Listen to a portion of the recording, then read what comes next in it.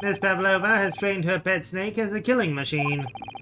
There, on the floor, you will observe a saucer of milk that promised food is the key to training any creature. Incredible. You've solved the mystery. Amazing, your great deduction really lives up to its name.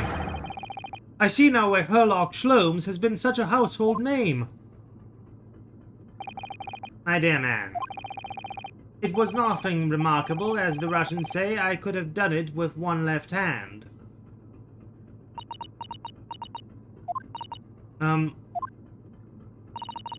But I venture an opinion, Mr. Sholmes.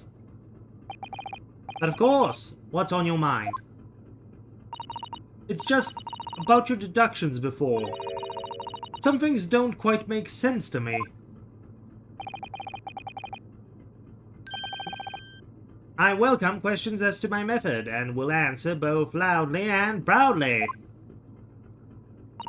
Oh, well, good. First of all, snakes are egg-laying creatures, part of the reptile family.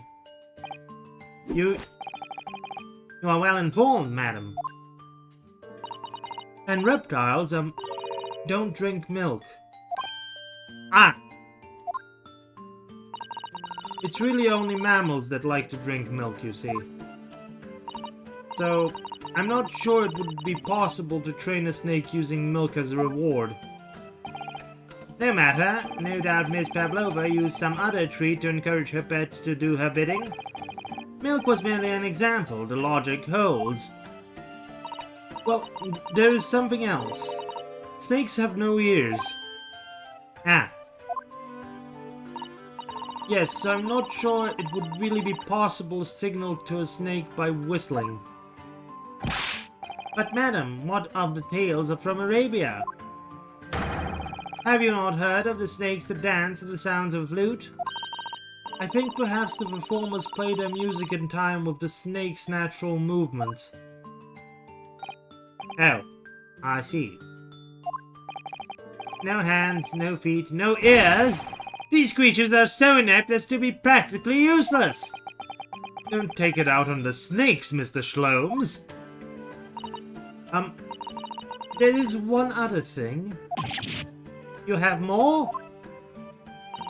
Snakes use the scales on their bellies to propel themselves. Though I'm not really sure that a snake could manage to climb up a flat bell cord like the ones in these cabins. Then it should try harder. Please don't be angry with me, Mr. Sholmes. The point is, this is pointing out all of the faults in the original story.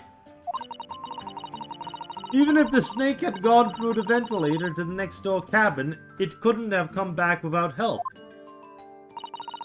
What I'm trying to say is that there are a number of reasons why it's difficult to imagine the snake could have had part in this.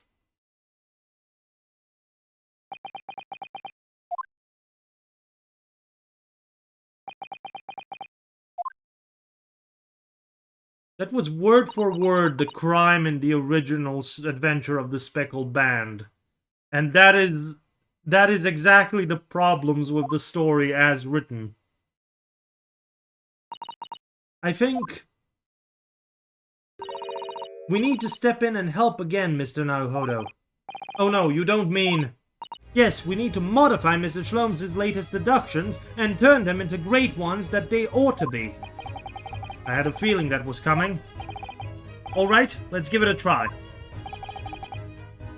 Just what I was waiting for, Mr. Naruhodo.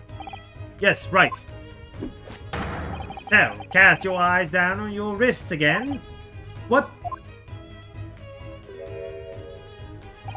You've done it again! Your handcuffs are gone. Where did they go? Fear not, I shall see they're restored after our work is done. I really wish you'd leave them off. Now everyone, let us begin. Herlock Sholmes is proud to present his Logic and Reasoning Spectacular. Course correction. Hold it, Mr. Sholmes. Topic 1. Intruder's identity.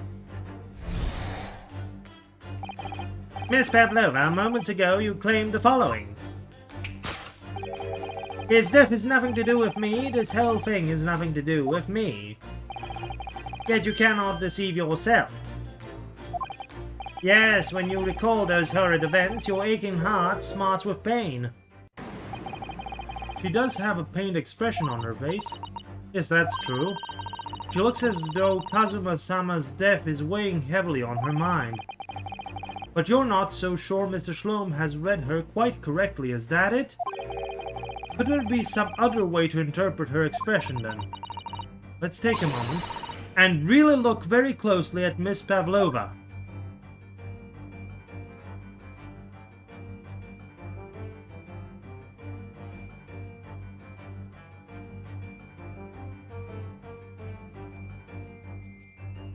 Ah, there we go. Oh, Naruhodo-san, look! That looks like a very painful wound. It looks like a scratch made by some kind of small animal. And fairly recently, too. Well, whatever scratched her hand does appear to be around here. Yes!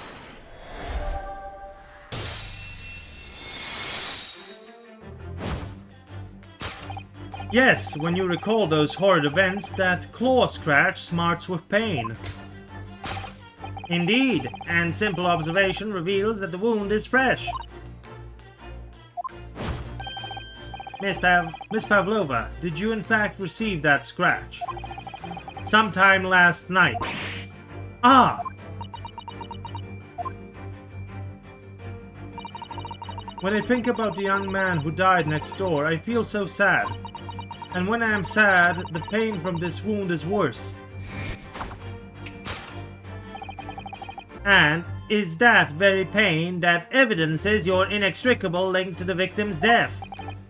So we ask, what was the nature of this intruder that stole into the victim's cabin on that portentous night?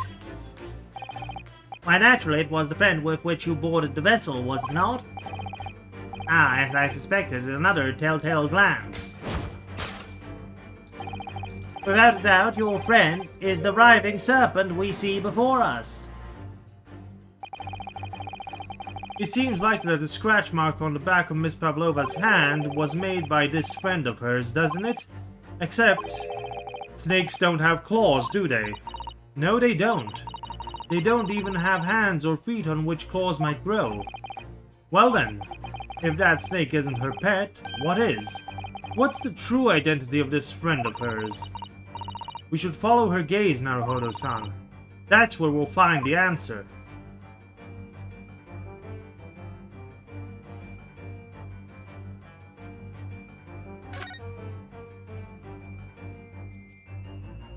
Ah, look at that photograph in this frame. This must be something Miss Pavlova brought with her when she ran away. She is exceptionally beautiful, isn't she? Yes, that's true, but personally, it's the little black creature she's holding that's caught my eye. Maybe we'd better take a closer look at this. Look at the little cat Miss Pavlova's cuddling here. Oh, what a cute little kitten. It could vibe with you, couldn't it, Naruhodo-san, for the blackest outfit? A black kitten. And from the looks of this picture, at least, Miss Pavlova seems very attached to it. Yes!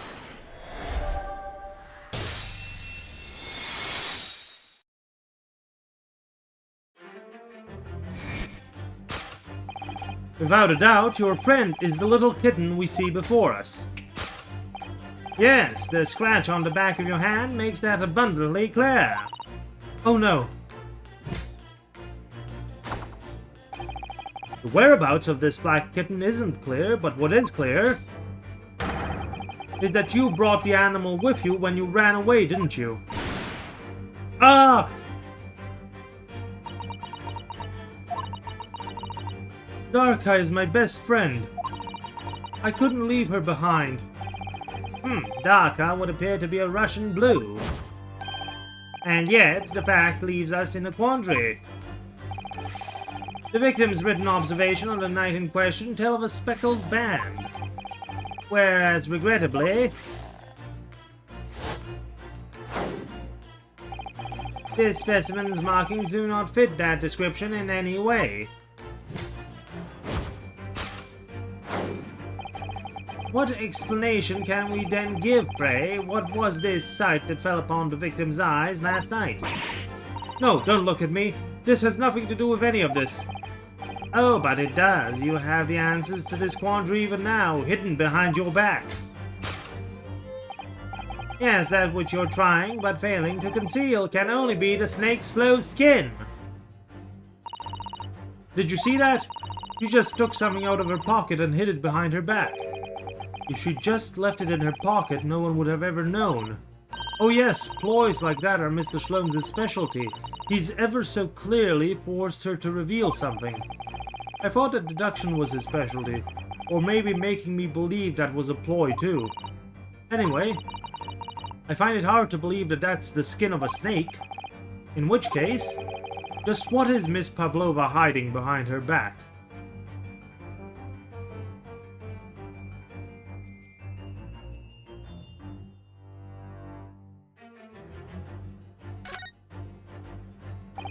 Well, it's speckled, and it's a band, but what is it?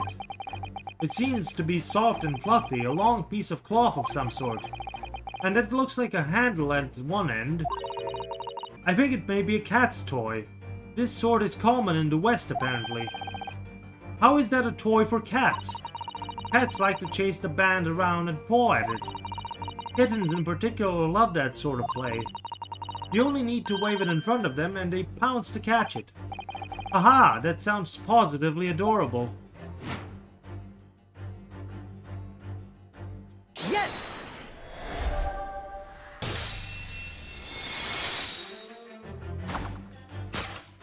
Yes, the thing you are trying but failing to conceal is, a cat's toy. Precisely, and the true nature of the now infamous speckled band. Ah! And it was this toy that you dangled through the ventilator. You waved it around, I presume. Naturally, the victims could not fail to notice it. But why? For what reason? My dear boy, there can be only one answer to that. After her feline friend disappeared through the ventilator into the neighboring cabin, Miss Pavlova attempted to use the speckled cat's toy to incite the creature to return. Ah! In summary, the nature of this friend of Miss Pavlova's, which last night infiltrated the scene of this crime, is a blithesome Russian blue breed of a cat by the name of Darka. Kyag! A truly troublesome feline young Darka is proving to be. She must be caged once found. You will forgive us for borrowing the photograph of your pet, Miss Pavlova. The photograph of Miss Pavlova and her friend... A photograph of Miss Pavlova and her friend, a kitten named Darka. The tiara she would wear on stage can also be seen. It was after I gave her food last night. That's when it happened. She scratched the back of my hand and then ran up the bell cord. Before I could do anything, she had disappeared through the ventilator. Daka, she is so naughty. Conclusion, a beloved kitten. Solved. Topic, how Mr. Asogi died. Moving on, we come to the heart of the matter, the grim demise of the victim. How did this young man lose his life, and why? According to the data of which I have been appraised, it would appear that there was no visible signs of injury. Ah. In fact, the circumstances of the victim's death can only be explained by a terrible venom. What Mr. Shlom says is true. There were no signs of a wound anywhere in Kazuma's body. That's right. But Mr. Shlom seems to be unaware of one very important detail. Kazuma wasn't poisoned. Yes, it would seem so. Let's give him the information he's missing now. Yes!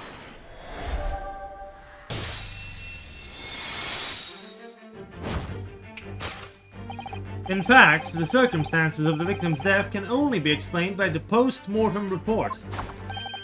Ah yes, I knew it was one or the other. His neck was... Indeed, the breaking of the cervical vertebrae is fatal. Only that Goliath would be strong enough to survive that. Seaman Stroganov isn't some immortal freak, you know. The jury is out. Anyway, we have on good authority that the victim's neck was broken. Now, if we take that as fact, we can reasonably imagine that there remains evidence to affirm it at the scene of the crime. Oh no, could there be... Yes, an examination of the deceased's body will prove... Kazuma died because his neck was broken. In other words, he was probably struck by something or someone. Yes, that's a distinct possibility. As of yet, no weapon has been found, though. Presumably, Darka didn't silently creep up behind Kazuma and deal him a fatal blow. I suppose it's possible that he had a fall and hit the ground awkwardly. It could have been a terrible act of misfortune that he broke his neck completely by accident. Oh yes, a bad fall could explain it. It's rather hard to believe Kazuma-sama, though. He wasn't a clumsy man. Well, we need to fix this deduction somehow. Is there anything from the scene that could explain what happened? Yes!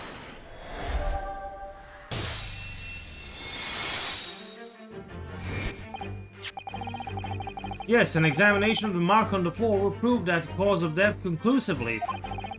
This particular mark, so prominently visible next to the victim's body, is a deposit of shoe polish. Shoe polish?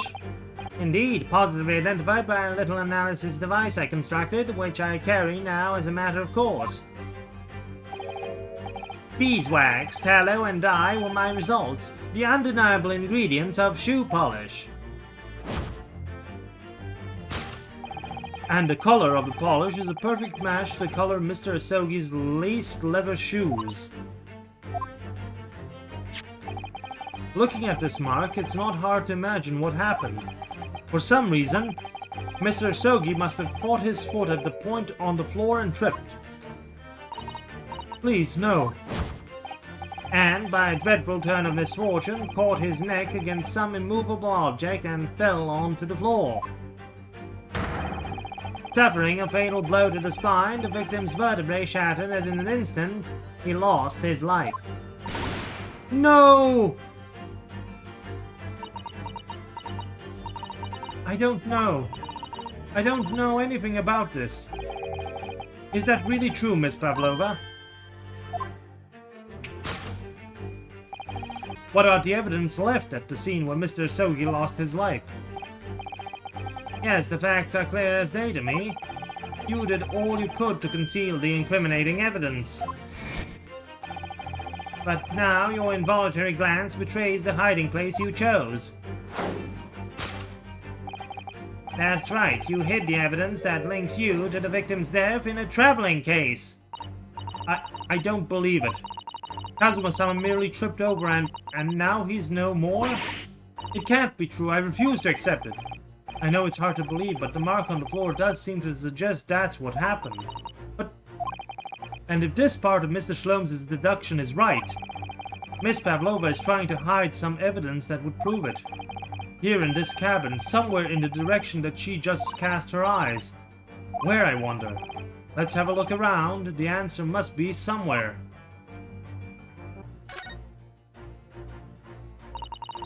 This is a waste paper basket. Perhaps all the first-class cabins have them. But Miss Pavlova only started occupying this cabin late last night. Presumably, there's not much rubbish in there yet. Oh, what's that? It's a broken piece of glass, isn't it? Yes, it is. And I feel like I've seen it somewhere before. If it looks familiar, perhaps it's more than your mind simply playing tricks on you. Yes!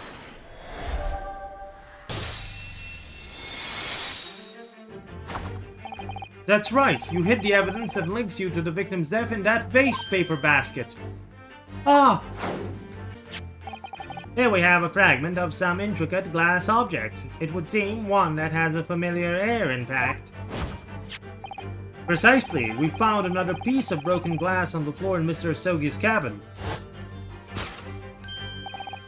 And, as you can see, the two pieces fit together perfectly. Oh no! So, Miss Pavlova, shall we consider what this tells us? Why would it be that part of this glass object, which was evidently broken at the scene of the victim's death, should be found in the waste paper basket in your cabin? Gah! You're well acquainted with this glass spell, are you not? I don't know. That hushed Russian accent of yours won't save you this time, dear girl. Why? Because we have conclusive evidence linking you to the bell in question. What? Take it away, Mr. Naruhodo. Yes. The evidence linking Miss Pavlova and the little glass bell that would be... Oh, is it in the picture? Is the cat wearing the bell in the picture? Yes, it is. Yes! If you look at this photograph, you can clearly see, hanging from Darka's collar, the very glass bell in question.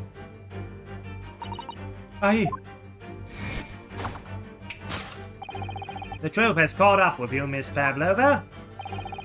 The young man who lost his life last night did so after a truly inauspicious fall. And the cause of that fateful stumble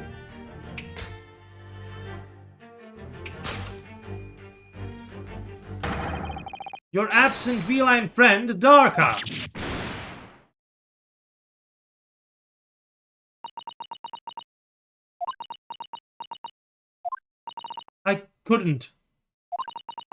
I couldn't tell anyone. I'm sorry. Death by tripping over a cat. Solved. Deduction complete. Elementary.